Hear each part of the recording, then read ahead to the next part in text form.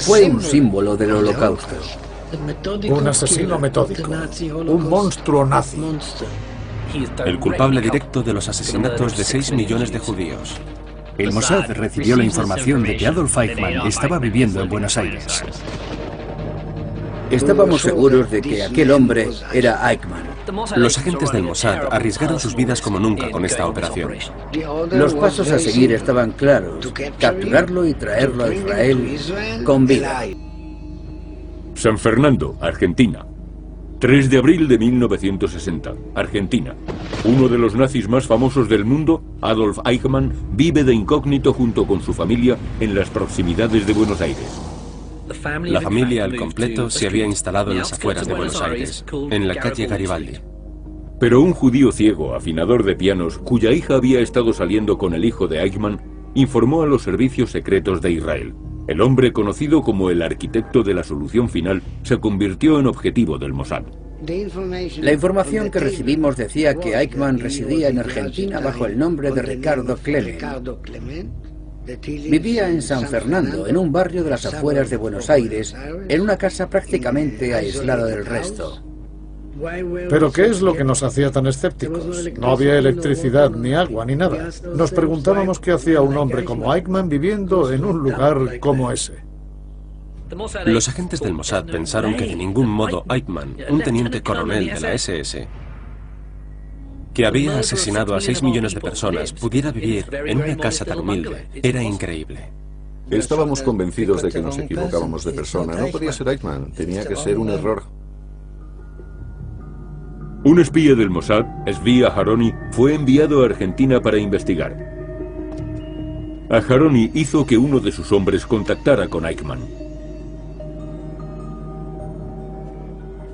Aharoni decidió arriesgarse y enviar a uno de sus hombres para que hablara con el presunto Eichmann con la excusa de que quería comprar tierras cerca de sus terrenos. Escondimos una cámara dentro de un maletín. Él no podía verla. Apretando un botón que había junto al asa, hacía fotografías. Así podríamos hacer varias fotografías sin que él se diera cuenta. Así conseguimos estas instantáneas. Aharoni tomó fotografías del presunto Eichmann, luego las observó y las comparó con retratos antiguos. Su oreja izquierda nos sirvió como huella dactilar. En una de las fotos sacamos un primer plano de su oreja izquierda, la comparamos con otra foto que teníamos de él con el uniforme de la SS, donde podía verse muy bien la oreja izquierda. Estábamos casi seguros, por no decir al 100% convencidos, de que aquel hombre era Eichmann. Tel Aviv, Israel, 8 de abril de 1960. Aharoni regresó a Israel y mostró las pruebas al jefe del Mossad, Isser Harel. Harel se las enseñó al primer ministro David Ben Gurion. Ben Gurion vio en aquello una oportunidad.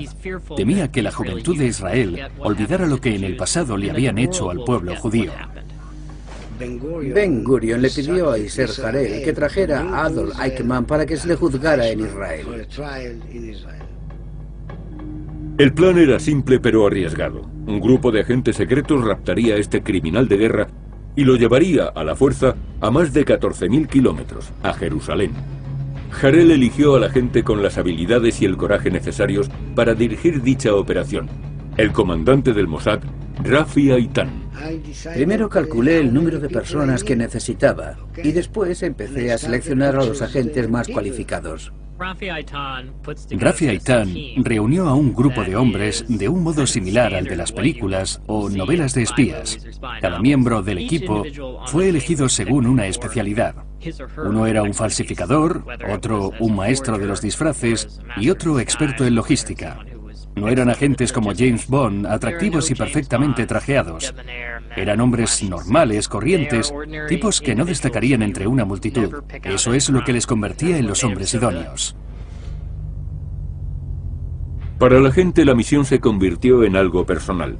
Adolf Eichmann era el responsable de los llamados trenes de la muerte nazis. Fue él quien había organizado el transporte de millones de judíos de toda Europa hasta las cámaras de gas. Eichmann es conocido como el arquitecto de la solución final. Y era muy bueno en su trabajo. Los padres de muchos de esos agentes habían sido asesinados por este hombre. Era un nazi extremista, retorcido, violento, calculador y eficiente. Al final de la guerra, Eichmann presumía con uno de sus amigos nazis de que podía morirse tranquilo, ya que había matado a 6 millones de judíos. Su plan consistió en aislar a la población judía, llevarla a los guetos y, por último, trasladarlos a campos de exterminio como Auschwitz, donde los mataban. Se comportaba como si estuviera traficando con vidas, con las vidas de toda esa pobre gente. Era un experto en judíos y sabía mucho acerca de ellos. Era un hombre de oficina, pero también salía al campo de batalla. Le gustaba ir a ver las técnicas que utilizaban, como las cámaras de gas o cuando fusilaban a los judíos. Disfrutaba viendo todo aquello. Era un monstruo, un maldito asesino nazi. No tenía escrúpulos. Esta operación era crucial para el Mossad. Si se completaba con éxito, los servicios de inteligencia de Israel serían respetados por todos. Querían mostrar al mundo que Israel era un país poderoso. Era su forma de decir a sus enemigos que daba igual dónde se escondiesen, que les encontrarían y les darían su merecido. Buenos Aires, Argentina, 22-24 de abril de 1960. 2 semanas después de que Eichmann fuera fotografiado, un grupo de agentes del Mossad llegó a Argentina en vuelos separados y en días distintos. Todos viajábamos con pasaportes falsos hasta un país desconocido para nosotros, cuyo idioma no hablábamos. En caso de problemas, no teníamos a quién recurrir. El departamento de logística del Mossad nos dio el itinerario, la ruta para llegar a Argentina, hoteles para hospedarnos, las identificaciones que debíamos usar. 25 de abril de 1960. El objetivo principal era confirmar que el hombre de la fotografía seguía en el mismo domicilio. El experto en vigilancia, Abraham Bendor, se desplazó hasta la calle Garibaldi. Quería explorar aquella zona. Zvi conducía el coche y yo iba sentado en el asiento del copiloto. Casualmente, llegamos al mismo tiempo que el autobús. Y de repente vi a un hombre caminando.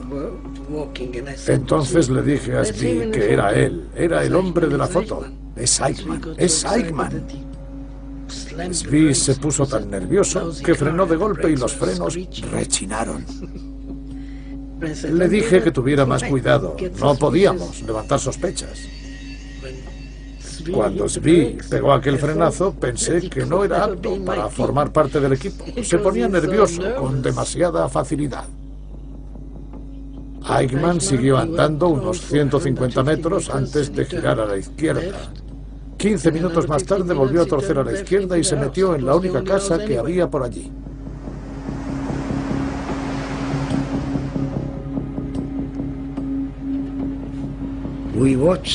Vigilamos la casa de Eichmann durante varios días. Empezaron investigando la rutina de Eichmann, la hora a la que se levantaba, cuándo se iba al trabajo, a qué hora llegaba a casa, e incluso la hora a la que apagaba la luz para irse a dormir. 27 de abril de 1960. Una sola palabra fue enviada vía telex al cuartel general del Mossad en Israel. La palabra clave era zanahoria y significaba varias cosas. Primero, que habíamos encontrado al hombre que aparecía en la fotografía que Zvi había hecho. Segundo, que estábamos estudiando la viabilidad del secuestro. Y tercero, que seguiríamos vigilando la casa. Desde Jerusalén, el jefe del Mossad dio luz verde a la operación Eichmann. Debían capturar al hombre que había organizado el terrible genocidio judío en Europa y trasladarlo a Israel, donde sería juzgado como criminal de guerra. Yo tenía 14 años cuando me fui de Checoslovaquia. Nos mudamos a Hungría, pero en 1944 nos llevaron a Auschwitz. Todos nosotros, mi madre, mi hermana, mi padre, mi abuelo, mi tía y yo, subimos a un tren. Estábamos muertos de miedo y de hambre. Teníamos frío y sufríamos vejaciones. Fuimos trasladados a la fuerza a Auschwitz para ser exterminados. Tras diezmar la población judía de Polonia en 1944, Eichmann planeó exterminar a 700.000 judíos húngaros. Sin lugar a dudas, cualquier judío húngaro o cualquier persona con raíces húngaras que sea judío tiene algún pariente o ancestro que fue asesinado por Adolf Eichmann. Cuando abrieron las puertas, incluso antes de ver lo que había fuera, oímos cómo ladraba un pastor alemán. Y yo no me lo podía creer. No me podía creer que estuviéramos en aquel lugar tan horrible. El jefe del Mossad sabía que una solicitud de extradición para Eichmann en Argentina no surtiría efecto. Probablemente el criminal nazi se escaparía cambiándose de escondite. 4 de mayo de 1960. El equipo israelí estaba ya allí, pero debían tener un plan. No era cuestión de darle un golpe en la cabeza, meterlo en un coche y trasladarlo en un avión sin más. Tenían que planificarlo todo muy bien, pensar si iban a retenerlo y el lugar donde lo harían. Tenían que alquilar una casa, pero era complicado. Alquilar una casa en Argentina en 1960 no era nada fácil. Debían resolver muchas cuestiones. La misión fue encomendada al maestro del disfraz, Giscard Neset. Haciéndose pasar por un supuesto inquilino, consiguió alquilar un chalet a 1 hora en coche de Buenos Aires. Eligieron aquella casa porque no tenía vecinos cerca. Tenía un patio trasero y habitaciones amplias para hospedar a todos estos agentes. Era una casa normal en un vecindario tranquilo de Buenos Aires. Tras planificar la primera parte de la misión, ahora debían pensar cómo sacar a Eichmann del país. A Harel se le ocurrió que podríamos volar con la compañía israelí, El Al. Pero la compañía nacional israelí no tenía vuelos a Buenos Aires, aunque excepcionalmente fletaban un vuelo rumbo a tierras argentinas. Afortunadamente hubo una inesperada coincidencia. Se iba a celebrar el aniversario de la independencia de Argentina y los israelíes dijeron que querían enviar una delegación. El gobierno argentino accedió, así que fletarían un vuelo para la ocasión y en el avión de vuelta meterían a Eichmann para sacarlo del país. Así que las fechas de la operación debían coincidir con las del avión que iban a fletar a Buenos Aires y volvería después a Israel. Pretendían que el avión llegara el 12 de mayo y que volviera al día siguiente. Eso les daba una semana para secuestrar al criminal, así que no podían perder ni un segundo. Le veíamos todos los días, siempre a la misma hora, excepto los domingos.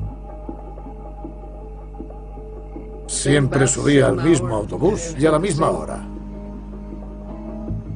Eichmann era un hombre de costumbres. Le gustaba bajarse del autobús número 202 todos los días a la misma hora, a la vuelta de la fábrica de coches donde trabajaba.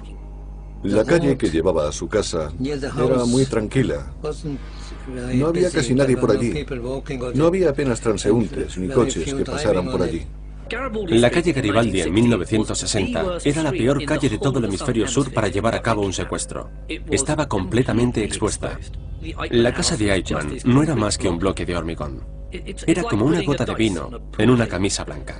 Al no ver nada alrededor de ese lugar, cualquier cosa excepcional que ocurriese podía llamar la atención enseguida. Era un lugar extraño para un secuestro, pero ¿dónde si no iban a hacerlo? Entonces tuvimos una idea. Después de observarle y ver su forma de proceder, estábamos convencidos de que el mejor momento para atraparlo era hacerlo cuando caminaba de la parada de autobús a su casa. Aunque hacerlo de manera perfecta no iba a ser fácil.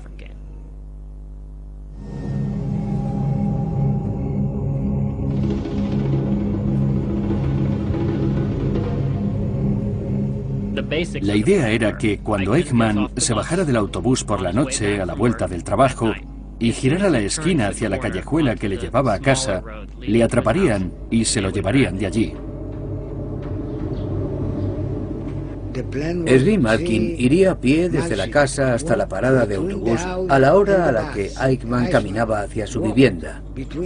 Ambos irían caminando en sentido contrario y debían encontrarse cuando hubieran recorrido la mitad del camino aproximadamente. Entonces Zvi Malkin debía dirigirse hacia él y decirle: «Un momento, señor, quisiera preguntarle algo». Ese era el plan inicial.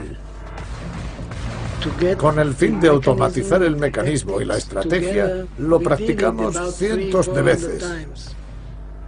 Simularon la situación reduciendo a Eichmann en el suelo y metiéndole a la fuerza entre dos dentro del coche para luego escapar de allí. Queríamos hacerlo todo en 20 segundos. Estudiaron infinidad de veces la ruta por la que escaparían en caso de que la policía les persiguiera. No llevábamos armas porque podía resultar un acto muy incriminatorio. Además, ¿para qué las queríamos? No teníamos intención de disparar a nadie. Sabíamos que los únicos que nos podían intentar detener serían policías o soldados del ejército argentino. Así que decidimos que era mejor prescindir de las armas. Y eso suponía más riesgos. Los agentes del Mossad corrían un enorme riesgo al llevar a cabo esta operación. En la Argentina de 1960, los espías extranjeros no eran ejecutados, pero se pasaban décadas en prisión por dichos delitos. Y obviamente, la posibilidad de volver a casa habría sido denegada, como suele suceder con la mayoría de los espías. Así que el riesgo era enorme.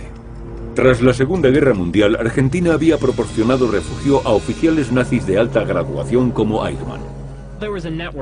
Juan Perón, presidente de Argentina, había creado una red para atraer nazis a Argentina. Era bien sabido, entre los nazis que intentaban escapar años atrás, que si conseguían llegar a Argentina, el gobierno les daría refugio. Tras la victoria de los aliados en 1945, Eichmann se convirtió en uno de los hombres más buscados y se dio a la fuga. Escapó a Hamburgo y terminó escondiéndose en una pequeña ciudad llamada Eversen, donde trabajaba como guarda forestal. Cuando su empresa quebró, Eichmann empezó a trabajar en una granja de pollos. Poco después, terminó dirigiendo una empresa avícola, un negocio muy lucrativo. Pero en 1950 huyó temiendo que le capturaran. Simpatizantes de la Iglesia Católica organizaron su huida desde el puente de Génova hasta Sudamérica bajo el nombre de Ricardo Clement. La ruta que utilizó era una vía de escape frecuente. Algunos la llamaban las líneas de ratas. Eichmann consiguió toda la documentación que necesitaba, tales como los permisos de entrada a Argentina, los permisos de salida de Italia y otros documentos. Y así es como Eichmann partió en un asiento de tercera clase rumbo a Argentina, donde empezaría una nueva vida. Eichmann no fue el único nazi que terminó exiliándose en este país. Esta práctica se convirtió en algo habitual para los oficiales nazis. Algunos llegaron con dinero, otros tenían conocimientos que podían utilizar para trabajar allí. El antiguo oficial de las SS tuvo trabajos de todo tipo, desde encargado de una lavandería hasta criador de conejos. No eran trabajos reconocidos. Finalmente, le contrataron en la fábrica de Mercedes-Benz.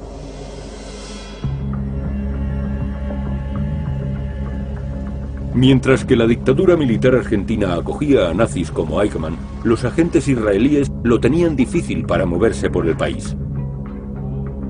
Para esquivar a las autoridades, falsificaron las placas de las matrículas de los vehículos con los que iban a escapar. Teníamos 3 placas de matrícula con números diferentes, pero no contábamos con mecanismos especiales automáticos como los de James Bond. Colocábamos una placa encima de otra. Así no perdíamos el tiempo quitando una y poniendo la otra. Era mejor incluso que en las películas, mucho más rápido. Además, teníamos documentación para cada una de las matrículas por si ocurría algo. Los coches de alquiler de la Argentina de los años 50 no eran los sedán de hoy en día. Eran coches destartalados que podían dejarte tirado cuando menos te lo esperabas. Los coches estaban en pésimas condiciones. En alguna ocasión tuvimos que bajarnos y empujar. Teníamos que estar preparados para cualquier imprevisto. La operación Eichmann llegaba a un punto clave. Desde el instante en que Eichmann se escondió tras la guerra, su mayor preocupación fue que lo descubrieran. Vivía obsesionado con que todo el mundo lo estaba persiguiendo.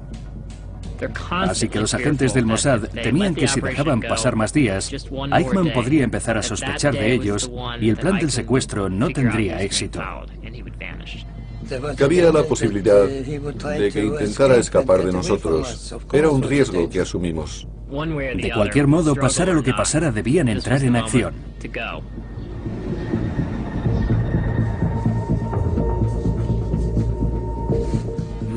No podríamos estar en contacto entre nosotros. No teníamos comunicación ni armas. Podría parecer una operación con métodos muy rudimentarios, pero a veces este tipo de misiones sale mejor que las otras. 11 de mayo de 1960. Comienza la operación del secuestro de Adolf Eichmann. Los agentes del Mossad llegaron al anochecer, 30 minutos antes de la hora a la que Eichmann llegaba a casa del trabajo, para aparcar de forma estratégica. Utilizarían dos coches, uno para atraparlo y otro que serviría de escolta, y para bloquear el paso en caso de que la policía les persiguiera. En el primer coche había 4 agentes. Estos miembros del equipo se encargarían del secuestro. Ellos tenían que atraparle.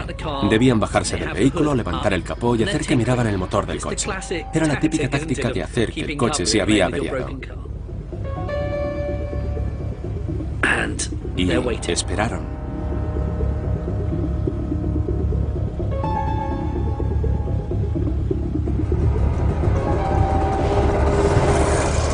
El autobús llegó, los agentes esperaban a que Eichmann bajara de él,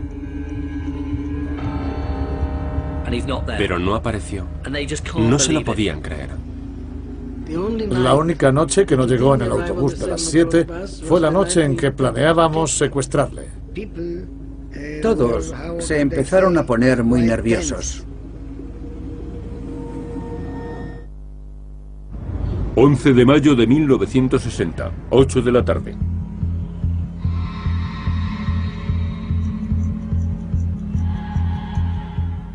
Todas las noches Eichmann llegaba puntualmente en el mismo autobús, pero el día del secuestro no apareció.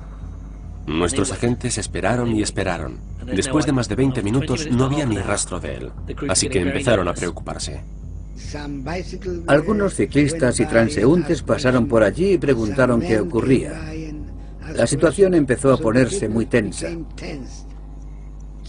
Esví Aharoni me preguntó, ¿qué hacemos? ¿Nos vamos? Pero yo le dije que esperaríamos. Además estaban en la calle Garibaldi, una calle totalmente aislada. Era imposible no llamar la atención.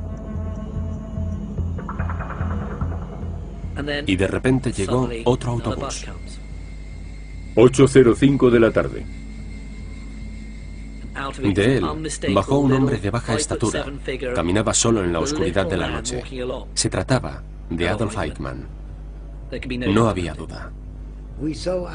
Vimos a Eichmann acercarse, así que reanudamos la operación.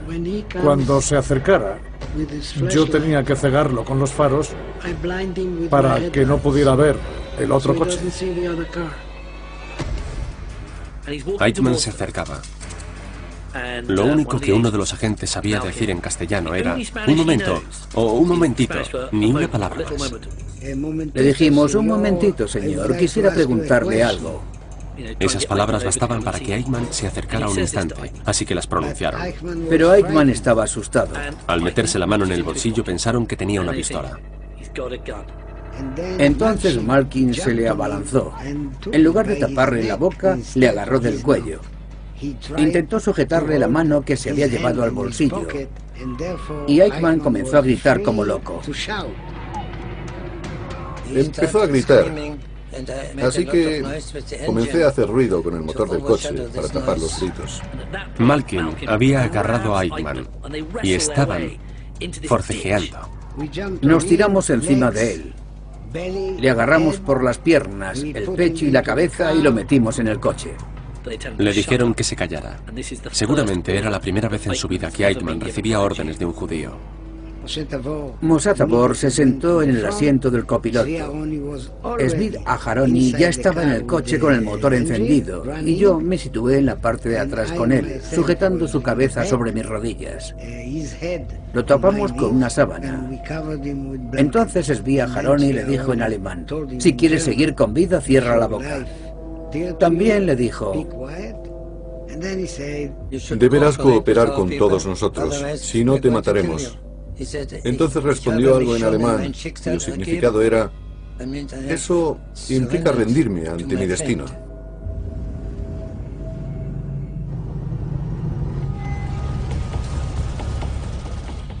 Teníamos a Eichmann. Ahora teníamos que llegar cuanto antes a nuestro refugio. Ninguno dijo ni una palabra. Yo le tenía la boca tapada con mi mano. Estaba totalmente callado. Tras circular unos pocos kilómetros, paramos y cambiamos la matrícula del coche. Eran placas de matrícula argentinas. Las cambiamos por otras del mismo país. Estas eran forjadas, así que no levantarían sospechas. Tuvimos que cambiarlas en cuestión de segundos. La calle Garibaldi estaba lejos de la casa. No olvidemos que iban en un coche de alquiler de la Argentina de los 60. Era un coche pequeño y destartalado. Si se averiaba y la policía aparecía, estaban acabados. De repente nos encontramos con un control de la policía. Un policía nos paró, pero ni él ni yo pronunciamos una sola palabra. Vieron las placas de matrícula y dijeron que podíamos pasar. 8:55 de la tarde. Durante el trayecto se respiraba la tensión, pero llegaron a la casa sin mayor complicación. Tenían a Eichmann. Le pusimos unas gafas con los cristales tapados para que no pudiera ver ni reconocer a nadie. No le dijimos ni una sola palabra. No hablamos con él, ni él con nosotros. Le quitamos la ropa para asegurarnos que no tenía una pistola o algún objeto punzante con los que quitarse la vida. Tenían un médico en el equipo que le examinó y dijo que estaba bien del corazón. A nadie le gusta la idea de que lo secuestren. Y aunque estaban casi convencidos de que aquel hombre era Eichmann, tenían que estar completamente seguros de que no habían raptado al hombre equivocado. Antes de viajar a Argentina, estudiamos los archivos de las SS que teníamos. Así que sabíamos las medidas de Eichmann, las cicatrices de su cara y otros datos que nos servirían ahora. Todo esto nos ayudó a identificarlo antes de hablar con él. 9:15. Uno de los agentes, Svea Jaroni, fue el encargado de interrogar a Eichmann con el fin de obtener información de quién era, saber a qué se dedicaba y averiguar otros datos de interés.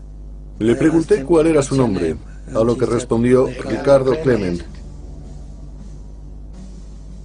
Le respondí, ¿es su verdadero nombre? Pero él se negó a contestar.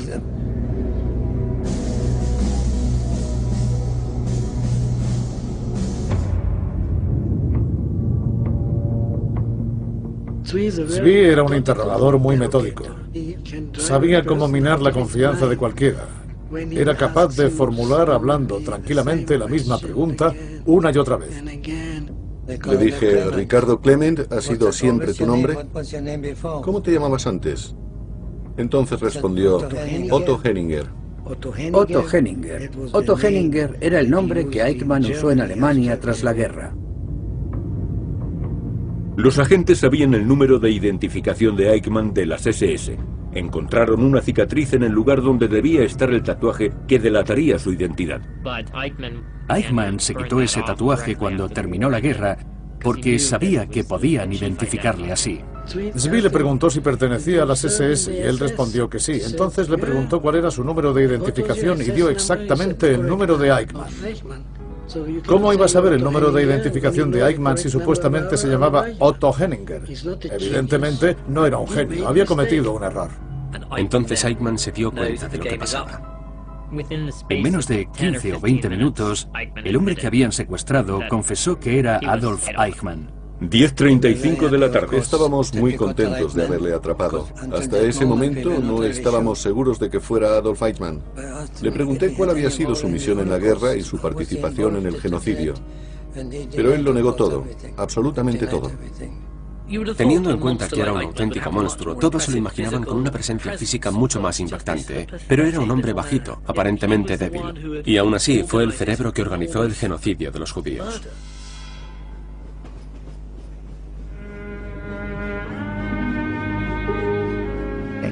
Odio los trenes. Y cuando oigo el sonido de uno, mi mente se transporta inmediatamente a aquel trayecto hacia Auschwitz en 1944. Tuvimos que saltar del tren. Y allí estaban aquellos soldados. Vimos a un montón de personas en fila. Unos iban a la izquierda y otros a la derecha. Nosotros fuimos a la derecha. Y los más ancianos fueron directamente a las cámaras de gas. No volví a ver a mi abuela nunca más. Por suerte, no vi cómo se la llevaban. Siempre separaban a las familias. Mi tía y yo estábamos en un lado y mi madre y mi hermana en el otro. Esa fue la última vez que las vi. 13 de mayo de 1960. La misión había salido perfecta hasta ese momento. Sin embargo, las autoridades argentinas retrasaron el vuelo especial que iba a trasladar a Eichmann fuera del país. Cuando sucedió eso, los agentes se dieron cuenta de que tenían problemas. No podían moverse de aquella casa en la que retenían al criminal de guerra. Se hallaban a miles de kilómetros de sus hogares y estaban en peligro. Buenos Aires, Argentina, 14 de mayo de 1960. Los agentes del Mossad retenían a Eichmann, pero estaban en apuros. Pensaban que no iban a estar en aquella casa más de 2 o 3 días. Sin embargo, su vuelo a Israel se iba a retrasar como mínimo una semana. Sabíamos que el vuelo iba a llegar a Argentina en torno al 20 o 21 de mayo.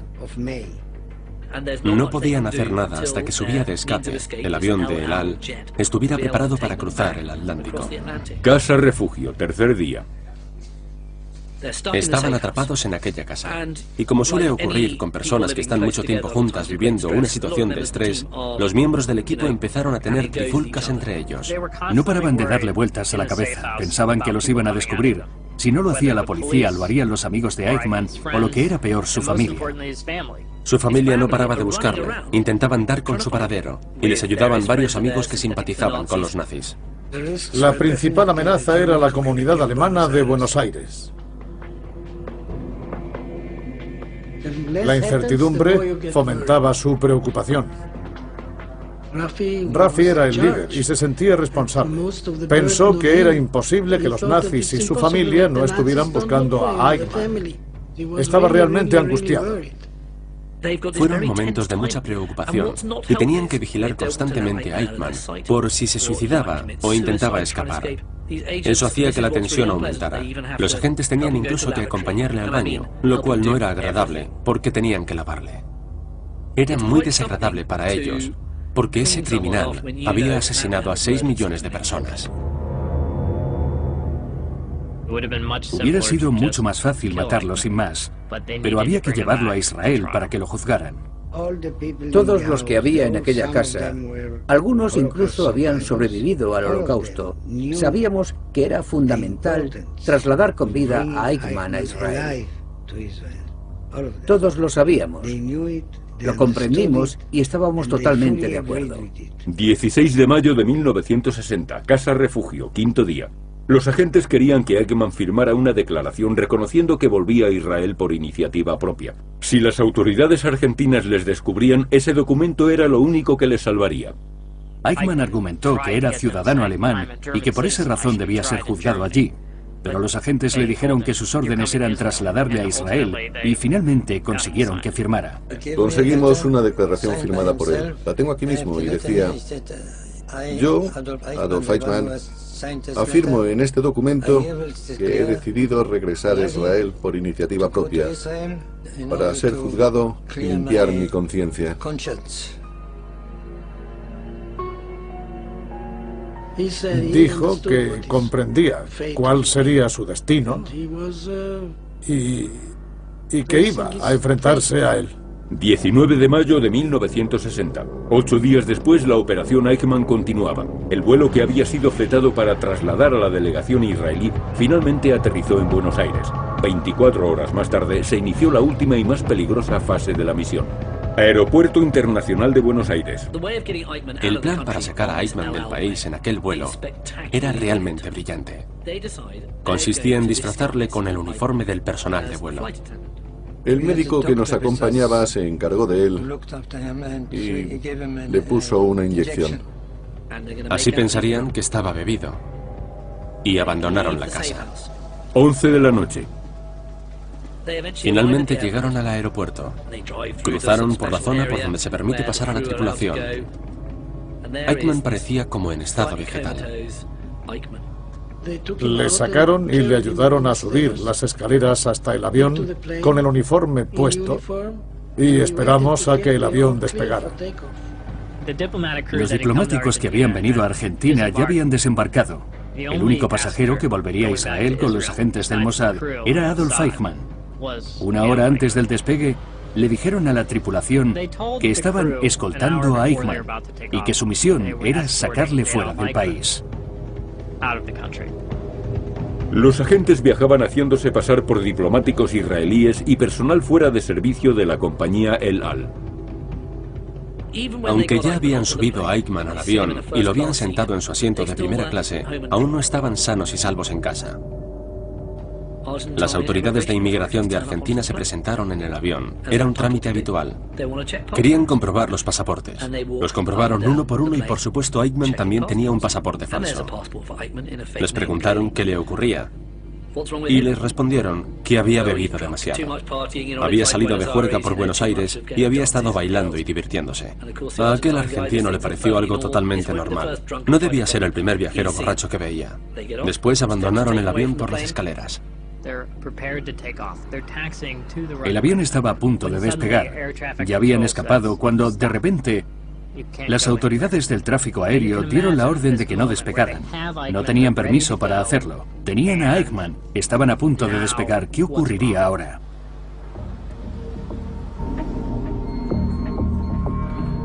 Unos instantes antes de despegar, el avión que trasladaba a Eichmann fue detenido. Primero dijeron que serían 10 minutos, luego 20. Comenzamos a sospechar lo peor, estábamos muy nerviosos.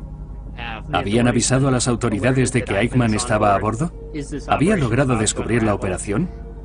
Yasser Harel quería despegar y desafiar las órdenes de las autoridades aéreas argentinas. Un tal Shaul, uno de los copilotos del avión, dijo: voy a ver qué es lo que está pasando. Ahora vuelvo. Yasser Harel respondió: si no estás de vuelta en 10 minutos, despegaremos sin ti. El copiloto se bajó del avión muy excitado, pensando que posiblemente no regresaría. Pero entonces sucedió lo inesperado.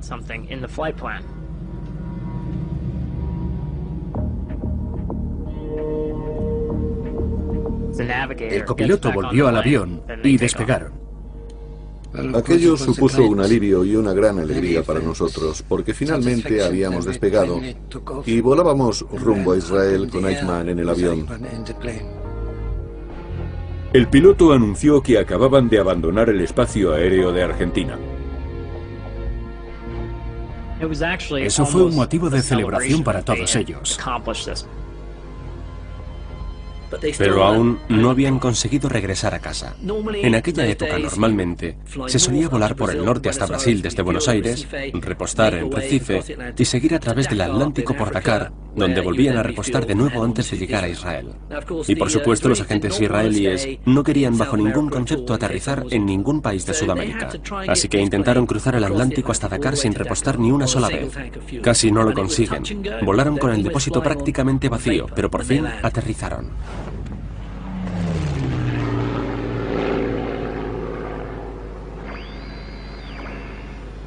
La noticia de la captura de Adolf Eichmann sorprendió al mundo entero. Para los servicios secretos israelíes, haber detenido a un criminal que vivía escondido a más de 14.000 kilómetros de distancia fue un gran logro. Un año más tarde, 2 de abril de 1961, Jerusalén. El juicio de Eichmann fue un momento significativo. Sirvió para que muchos recordaran el horror del Holocausto. Aquel juicio recordó al mundo entero lo que había pasado en el Holocausto, y se comenzaron a investigar muchos casos de judíos que habían muerto en la guerra. Sin aquel juicio, aquellos hechos hubiesen quedado en el olvido para la mitad del planeta. Muchos testimonios importantes tuvieron lugar durante el juicio. Casi todos los testigos eran personas que conocían a Eichmann y que habían sobrevivido al genocidio. La crueldad y la violencia revivida durante las declaraciones fueron estremecedoras. Durante el juicio, Eichmann se mostró cansado, abatido, desmotivado. En su defensa argumentó que él solo obedecía órdenes. Eichmann fue declarado culpable, algo que no sorprendió a nadie, y fue sentenciado a muerte. Cuando me enteré de que finalmente habían capturado y juzgado a Adolf Eichmann, no pude evitar alegrarme. Por fin, iba a pagar por todo lo que había hecho. Resultaba difícil comprender cómo un hombre con esa apariencia física era el responsable de las muertes de millones de personas. Sinceramente, no lo entiendo.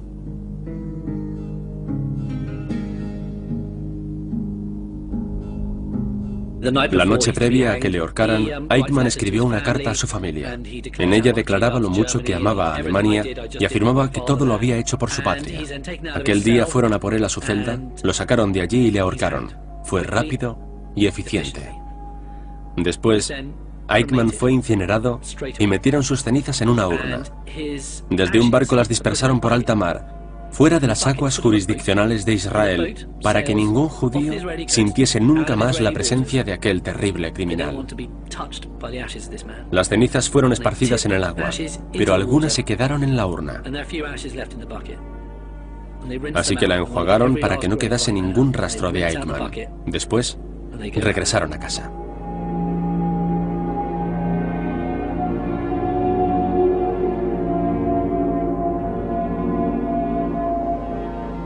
Finalmente se hizo justicia.